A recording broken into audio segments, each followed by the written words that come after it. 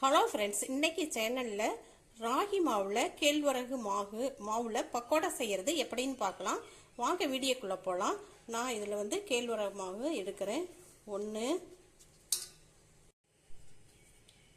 2 cup, இன்னொரு cup எடுத்துக்கிறேன். 3 cup எடுத்திருக்கேன்.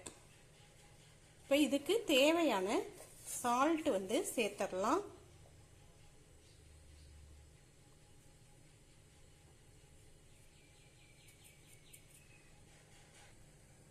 எண்ணெயை 1 ஸ்பூன் சூடு பண்ணி நான் இதில் சேர்க்குறேன். ரீஃபண்ட் ஆயில் தான் நான் சேர்க்குறேன். உங்கள்கிட்ட எந்த எண்ணெய் இருக்கோ அதை சூடு பண்ணி சேர்த்துக்கோங்க. இப்போ ஒன்றா நல்லா கலந்து விட்டுறலாம்.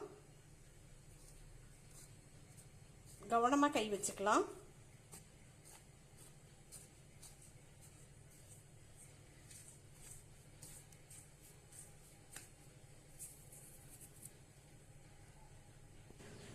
நல்லா கலந்து விட்ட பின்னாடி வெங்காயம் நான் பெருசாக 1 கட் பண்ணி எடுத்து வச்சிருக்கிறேன்.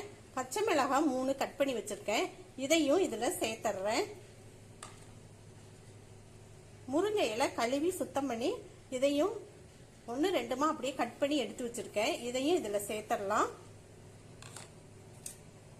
கருவேப்பிலை கொத்தமல்லி தழை எடுத்து வச்சிருக்கேன். இதையும் இதில் சேர்த்துடலாம்.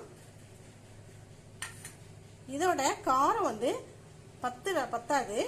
கொஞ்சமாக ஒரு அரை டீஸ்பூனுக்கு மிளகாய் தூள், தனி மிளகாய் தூள் எடுத்து வச்சிருக்கேன். இதையும் இதில் சேர்த்துட்டு எல்லாம் ஒன்றா நல்லா கலந்து விட்டு கொஞ்சம் கொஞ்சமாக தண்ணி விட்டு பிசைஞ்சு எடுத்துடலாம். உங்களுக்கு உப்பு குறைவாகவே போட்டுக்கோங்க. பத்தலைன்னா கூட அப்புறம் போட்டுக்கலாம்.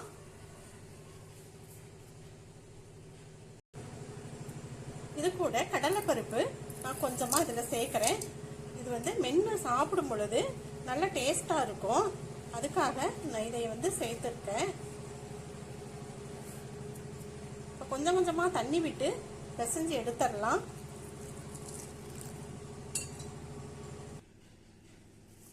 தண்ணி ஊற்றி பிசைஞ்சாச்சு. இந்த அளவுக்கு இருக்கணும் பாருங்க.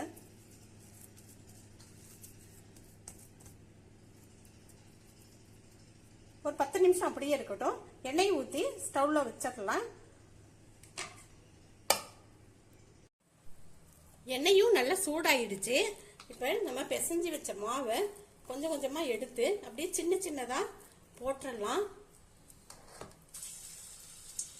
அப்படியே கிள்ளி கிள்ளி போட்டுடலாம்.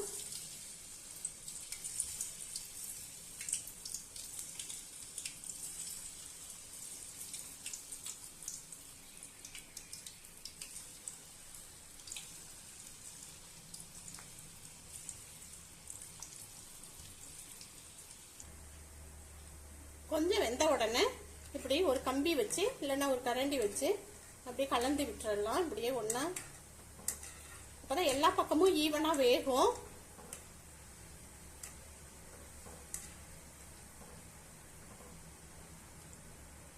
இன்னும் கொஞ்சம் வேகட்டும். வெந்த பின்னாடி எடுத்துடலாம். பவுல்ஸ் எல்லாம் அடங்கி நல்லா வெந்துருச்சு. நம்ம கரண்டி இப்படி வைக்கும் போதே தெரியும் சாஃப்டா இருக்கிறதும் நல்லா வெந்ததும். இப்போ நம்ம எடுத்துடலாம்.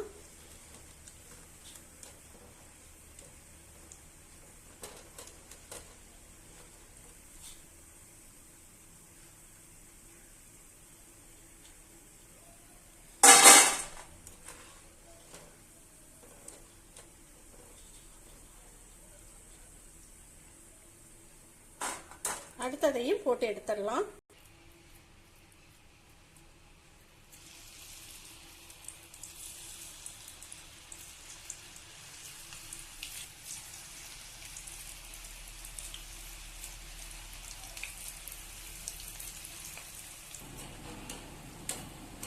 இன்னொன்னு வெந்துருச்சு. இதையும் எடுத்துடுறேன்.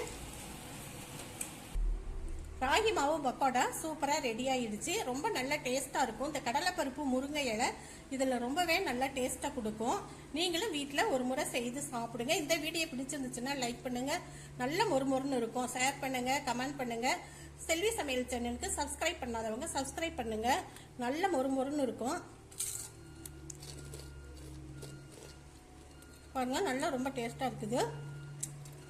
தேங்க்யூ.